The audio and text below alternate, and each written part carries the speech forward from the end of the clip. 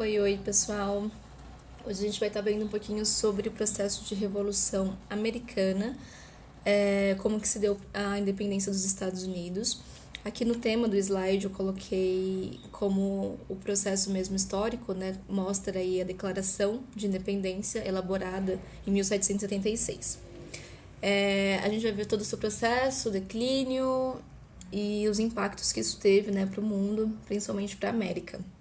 O contexto que se dá tudo isso é o contexto da crise do antigo regime, né, crise do absolutismo, e a gente vai ter também a crise do sistema colonial.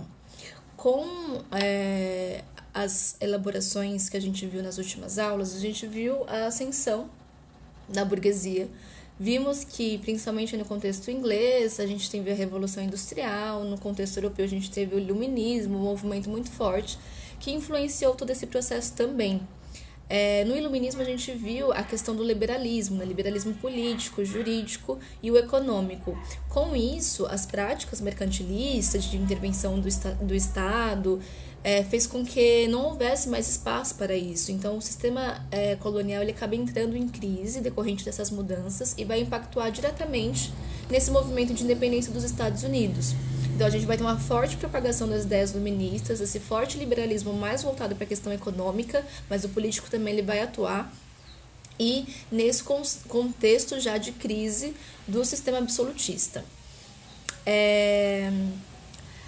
Então, em 1776, né, que verificou-se a independência das 13 colônias da América continental britânica, que em 1787 deram origem aos Estados Unidos da América, como a gente conhece hoje, né, a primeira nação que se torna independente do continente americano. Então, isso foi muito importante porque ela foi a pioneira no processo de independência e vai influenciar muitas outras, né, territórios aí da América Central e América do Sul também.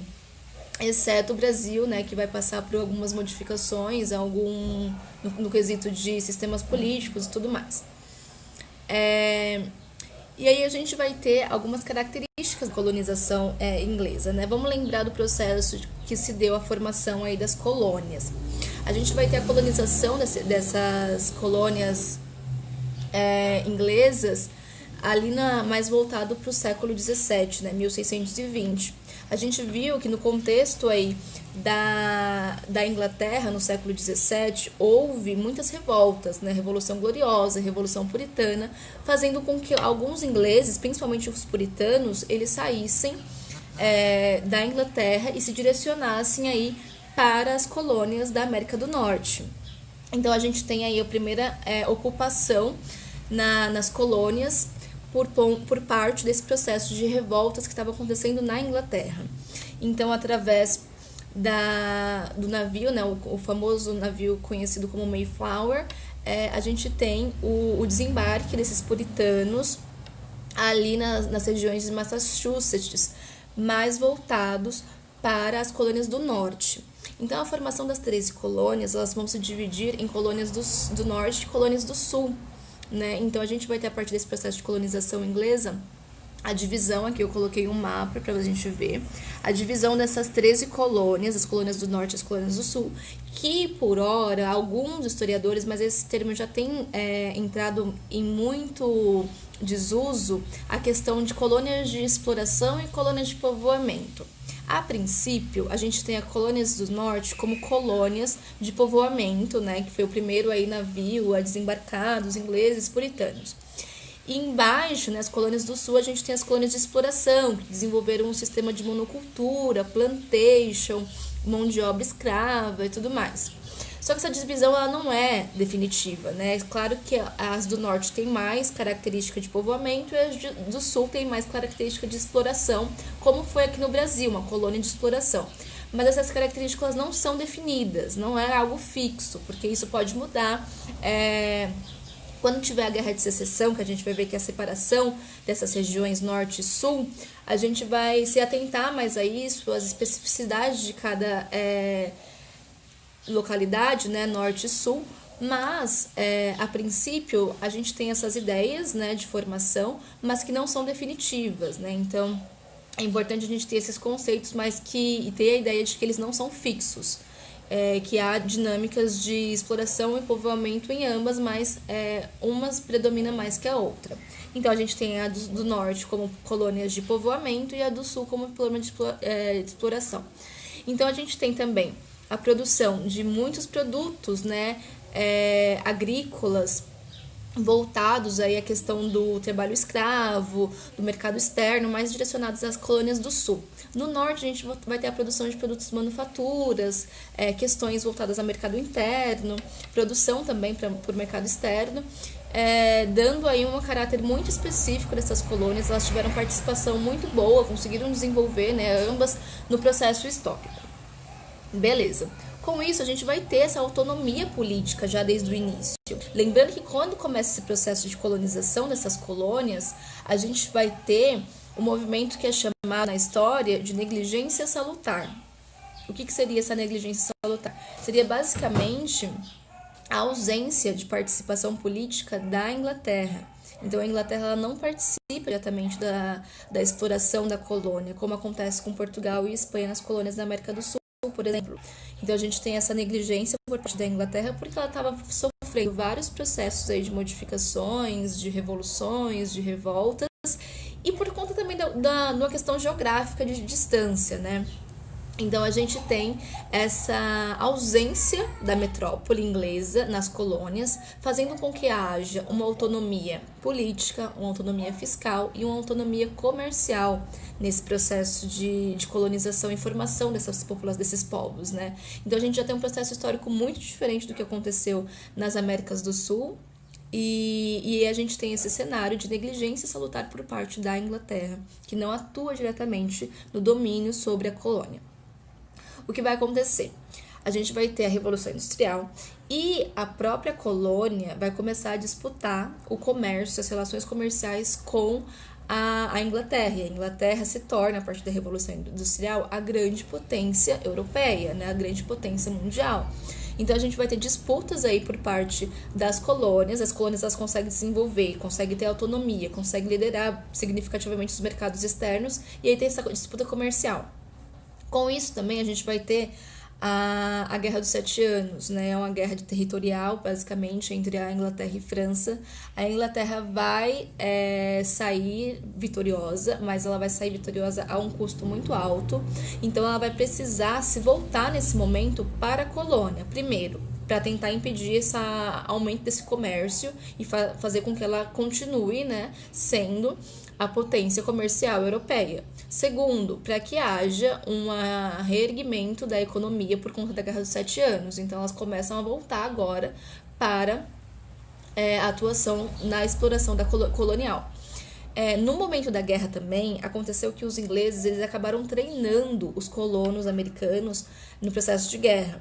Então, os colonos que estavam nas 13 colônias, eles tinham um treinamento militar muito significativo. Isso fez com que eles, quando começasse o processo de guerra de independência, eles já sabiam como lutar, né, e como enfrentar o exército inglês.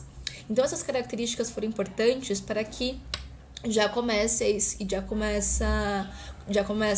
a acontecer o regime aí de independência. Aqui seria o movimento de plantation, né? O comércio aí triangular, o famoso comércio triangular que acontece nas 13 colônias com a África e com a Europa. No caso, a África, né, cede aí a mão de obra escravizada dos africanos para a América do Norte, né, para as 13 colônias. Por sua vez, as 13 colônias, elas vão comercializar com a Europa madeiras, algodão, açúcar. E a gente vai ter também essa venda desses produtos, né, na costa africana. Esse comércio triangular ele vai ser importante para o desenvolvimento das 13 colônias e aí a gente vai ter toda essa estrutura que a Inglaterra, quando se coloca aí, né, para explorar a própria colônia, já estabelecida, né, esse comércio triangular e esse regime de plantation. O que vai acontecer? A Inglaterra, a partir disso, a partir da Revolução Industrial, a partir da Guerra dos 7 Anos, a gente vai ter o arrocho colonial inglês sobre as 13 colônias. Com isso, ela vai querer que haja a manutenção dos colonos na região litorânea para que não haja exploração para o centro-norte do território, né? Lembrando que a gente está falando da costa litorânea dos Estados Unidos, a gente não está falando de toda a extensão atual dos Estados Unidos. Então ela vai ter que começar a limitar a atuação dessas pessoas para as regiões mais interioranas do país, fazendo com que pequenos agricultores que tinham a ideia de se expandirem, né, as relações comerciais, as relações de plantação, não ocorressem. Então a gente vai ter já um movimento de conflito com essas pessoas. E aqui, a partir do Ato de Quebec, elas impedem realmente o deslocamento dessas pessoas, né, dos colonos que estão nessas 13 colônias, para a região aí do centro-norte. E nisso a gente já começa uma formação desses colonos que já estão com autonomia política bem elaborada, e eles começam a desenvolver um lema, né, que a Inglaterra, a partir desse momento, já começa o processo de taxação de impostos, já começa a atuar de forma bem arbitrária na região colonial, e aí eles formam, né, uma conjuntura contra o sistema inglês de dominação. E aí o lema dos colonos é: sem representação não há taxação. Então eles não se veem representados, eles já se veem como norte-americanos, a gente pode dizer, né, de como pessoas aí que vivem nas 13 colônias e que não têm mais ligação, não têm que se subordinar aos poderes ingleses. Então eles não se veem representados e vão, né, no conflito aí gradual contra esse domínio da Inglaterra.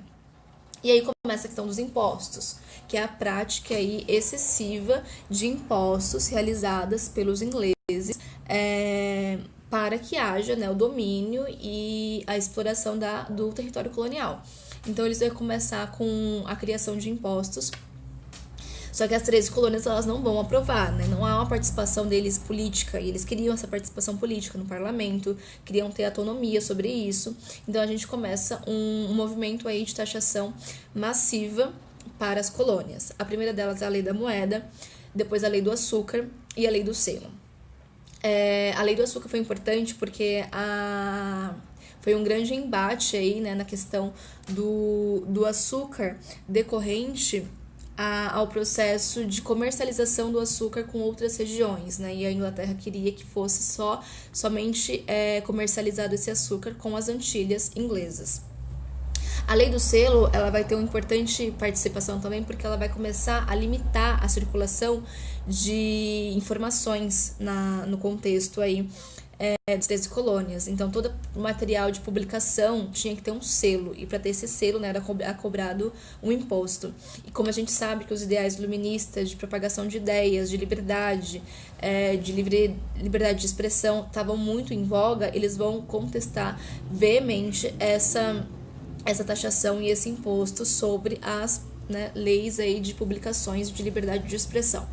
Então a gente vai ter uma reação colonial muito incisiva, né, com relação a esses impostos, e aí eles vão se reunir no Congresso da lei do selo, alegando que eles não têm representatividade no parlamento, e vão declarar o boicote ao comércio inglês. Como resultado a isso tudo, vai ser revogada a lei do selo. Só que a Inglaterra, mesmo revogando essa lei, que teve uma expressiva participação, expressiva, né, contestação com relação a isso, ela vai incidir em mais taxações. Então, a partir de 1767, a Inglaterra cria novos impostos para as colônias. Com isso, vai gerar um movimento chamado Massacre de Boston, que as tropas inglesas vai matar cerca de 5 ou 6 colonos em Boston, e eles vão agir, né, os representantes militares da Inglaterra que estão nas colônias vão agir aí com muita violência e brutalidade na manifestação desses colonos. A lei do chá foi uma das leis que começou a vigorar a partir disso, que ela vai fazer com que haja o monopólio do comércio somente à Companhia das Índias Orientais, né? Então a gente vai ter uma taxação aí de impostos para as próprias colônias que estiverem aí comercializando esse chá. Então a gente tem toda uma questão aí de monopólio mesmo que a Inglaterra vai aplicar ao comércio, colocando a possibilidade de comércio somente à Companhia das Índias Orientais, que era o monopólio da Inglaterra, né, que fazia grandes relações comerciais aí com o chá. Com isso vai ter também uma notória participação contra tudo isso, e aí vai acontecer a famosa aí, festa do chá de Boston, né, Boston Tea Party, que é basicamente alguns colonos eles vão se disfarçar de índios e vai ter uma concepção bem exótica, né, do que é representado o índio e tudo mais, e eles vão se disfarçar e vão destruir alguns carregamentos de chá, né, que vão chegar aí no porto de Boston.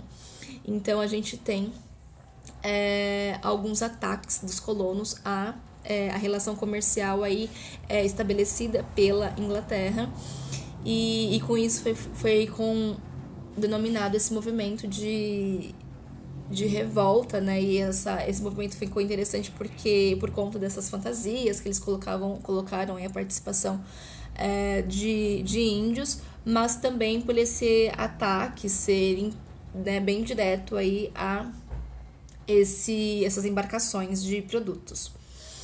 Como resultado, né, dessa Tea Party, a gente vai ter as leis intoleráveis.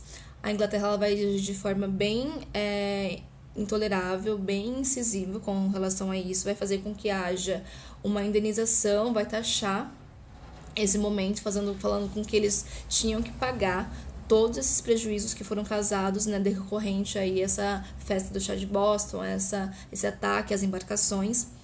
E como resultado de tudo isso, a gente vai ter o primeiro congresso aí continental buscando, né, a revogação das leis em nome da igualdade dos direitos dos colonos. Então, a todo momento, a gente vai ter a atuação da Inglaterra, né, taxando cada vez mais as colônias com impostos, com decisões arbitrárias, com leis intoleráveis, inconcebíveis, e aí a reação dos colonos frente a isso, né? A resistência deles em não aceitar e ir à luta e combater toda essa atuação incisiva, arbitrária e violenta da metrópole. Eles já não reconheciam a Inglaterra como metrópole, eles tinham, né, já uma autonomia política durante todo o processo.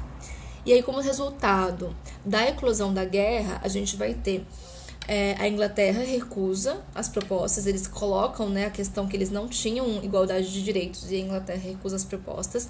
E aí, em 1765, a gente tem as tropas inglesas realizando ataques diretos. E aí dá início ao processo de guerra de independência. Então, a gente tem realmente uma guerra, tropas de colonos das 13 colônias contra os militares ingleses. Então começa um processo de guerra de independência, porque a gente tem toda uma recusa, né, da Inglaterra em aceitar essas possibilidades aí de participação política dos colonos.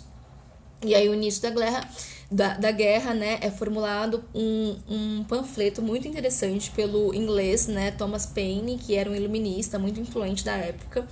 E aí ele coloca a formulação de um panfleto de caráter muito nacionalista, colocando os ideais que ele propagava. Gente, só pegar o carregador.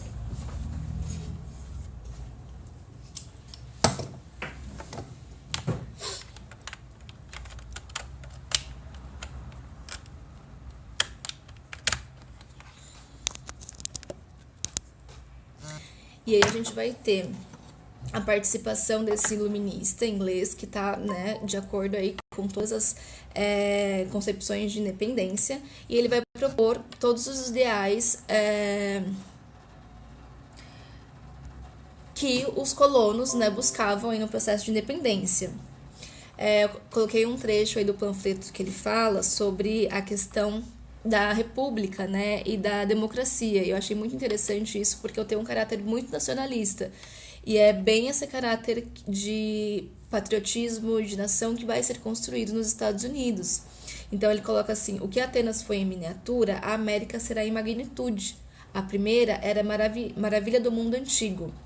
A outra está se tornando a nação e o modelo do presente. Então ele coloca toda essa relação de participação, de liberdade, de uma construção política baseada em princípios democráticos, assim como foi em Atenas. Então a gente tem já um caráter muito nacionalista, e esse panfleto ele foi o segundo panfleto de mais influência no processo histórico da independência da América do Norte. aí, em 1700, nesse processo de guerra, né, as tropas inglesas elas já estão enfraquecidas, a gente vai ter a declaração de independência e a vitória aí dos colonos, né, com relação ao processo de independência em 1776.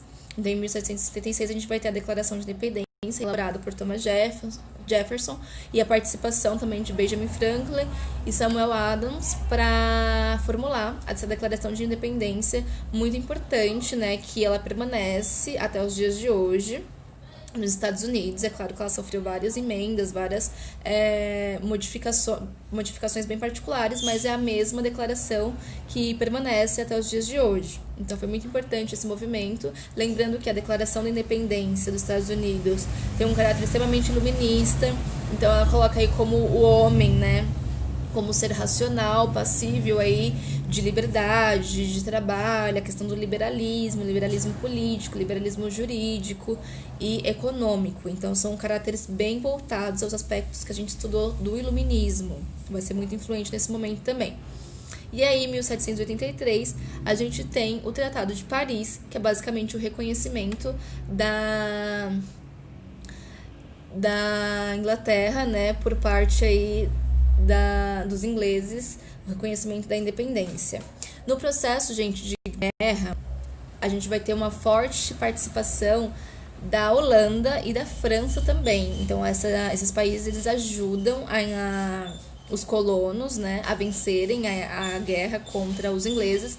Lembrando que a França ela sempre teve, né, algumas questões e conflitos com a Inglaterra, então vai ser muito importante o rei Luís XVI, mesmo a França estando em calamidades absurdas, a gente vai ver também que isso influenciou a Revolução Francesa, a França participa da guerra, a França sai da guerra também endividada, e a Holanda, ela também não tinha questões aí com questões de afinidades econômicas, né, com a Inglaterra, e aí ela ajuda também o processo de independência das Américas, das 13 colônias. Então, foi um processo, assim, de guerra mesmo, e que a gente teve a participação desses países, que foi extremamente importante para a história dos Estados Unidos.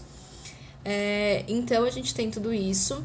E aí, a organização do Estado, né? A gente tem a independência dessas 13 colônias, né? Colônias do Norte, colônias do Sul são independentes da Inglaterra, mas e agora? Como é que fica, né? Como é que vai se dar a organização interna dessas 13 colônias? Aí, em 1787, eles formulam aí, né, eles participam do Congresso Constitucional da Filadélfia, que é basicamente para discutir, né, sobre as questões das colônias, como que será agora essa questão de organização política interna.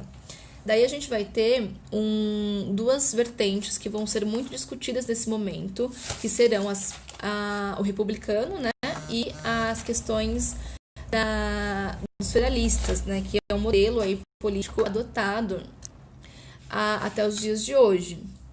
Então a gente tem um modelo republicano que visa mais essa questão da autonomia, né, dos estados e o governo e a vertente federalista visa mais a questão do centralismo político. Então, os republicanos eles queriam uma autonomia maior dos estados e os federalistas não, ele queria essa centralização política.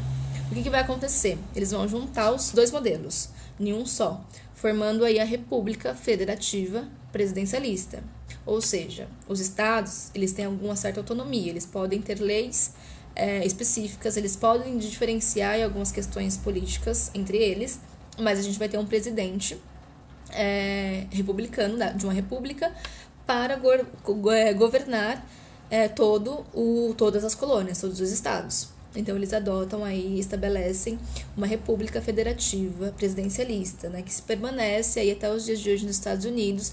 Nesse momento tem muitas limitações ainda de participação, não tem um liberalismo político como a gente tem hoje, mas é basicamente essa estrutura que permanece ainda nos Estados Unidos, né, com a autonomia dos estados e um presidente para ter uma governabilidade aí como um todo do país.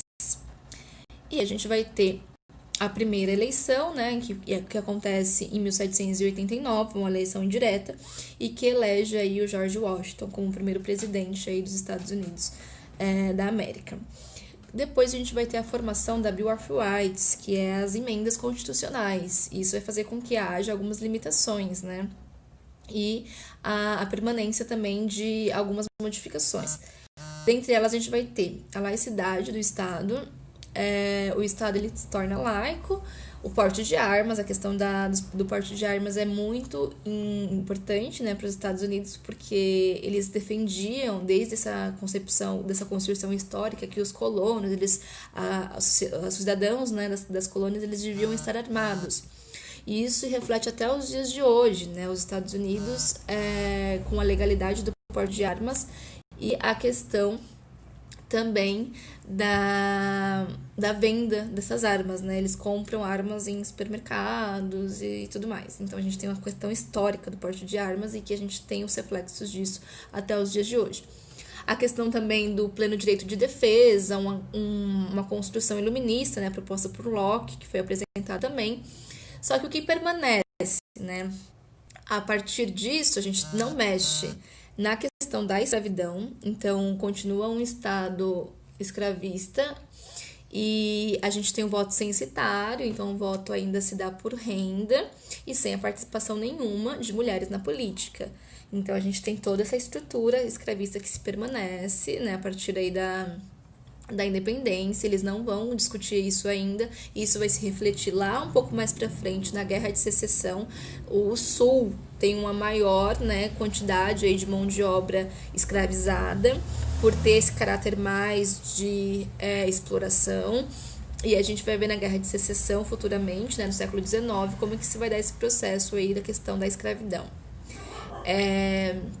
As consequências da independência dos Estados Unidos, lembrando que foi o primeiro país da América a se tornar independente, né, com influências aí iluministas, e a gente vai ter o forte estímulo para outras independências do continente aí, americano, exceto o Brasil, os continentes que os estados, né, as colônias aqui da América que terão aí esse processo muito influente, elas se tornam repúblicas também, né? Elas vão ter esse caráter de seguir o que os Estados Unidos formou, uma república federativa e tudo mais. No Brasil, não.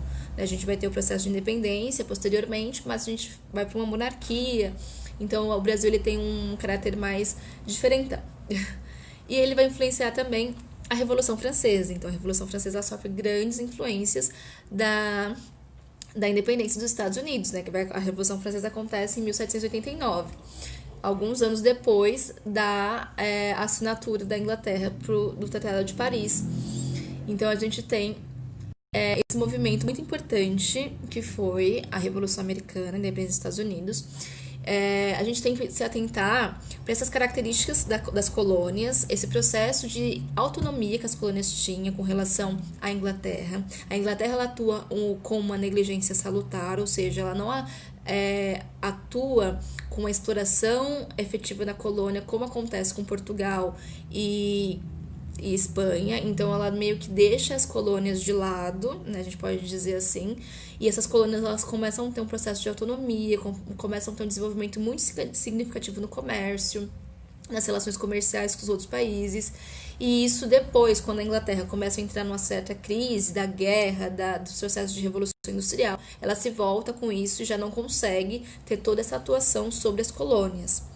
E aí a gente tem toda essa questão do sentimento, do nacionalismo que é construído, porque eles sofrem, né, fizeram uma guerra de independência e teve participação de alguns outros países, mas eles constroem significativamente essa questão nacionalista. E é importante a gente ver isso. Aqui eu coloquei um trecho de uma notícia que reflete um pouco essa questão nacionalista dos norte-americanos. É uma notícia de 2012, e aí mostra, o repórter ele fala basicamente um movimento que estava acontecendo em 2010, de pessoas aí fantasiadas e numa certa festa do chá, né, colocando e remetendo ao movimento que aconteceu da lei do chá, né, esse movimento histórico aí, e que teve a participação dos colonos contra a taxação de impostos dos ingleses. E aí, essa fantasia patriota, né, que é colocado, ela acaba trazendo uma legitimação de uma população, né, que busca os primórdios aí de uma formação nacionalista, mas que nega a diversidade do próprio país, né? Lembrando que os Estados Unidos aí tem uma concentração muito grande atualmente de latinos que trabalham, né? De imigrações muito grandes de outras pessoas, de outros países, um país extremamente, né, globalizado, a potência mundial durante muito tempo. Então, ter essa questão nacionalista muito forte, você acaba tendo a ter retóricas muito racistas, você acaba ter um nacionalismo muito exacerbado, causam um impacto na formação de milícias. Isso que ele coloca, né, de uma forma meio sarcástico que o jornalista coloca, mas é interessante a gente ver isso, né, porque existe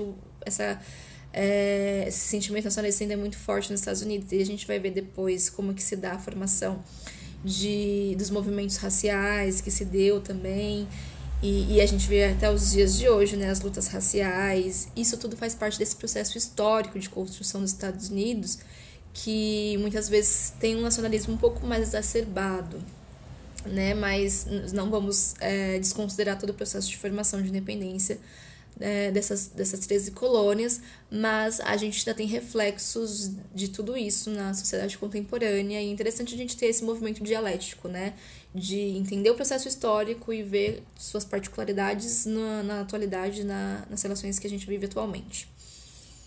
Então é isso, gente. Bons estudos aí para vocês. Até uma próxima.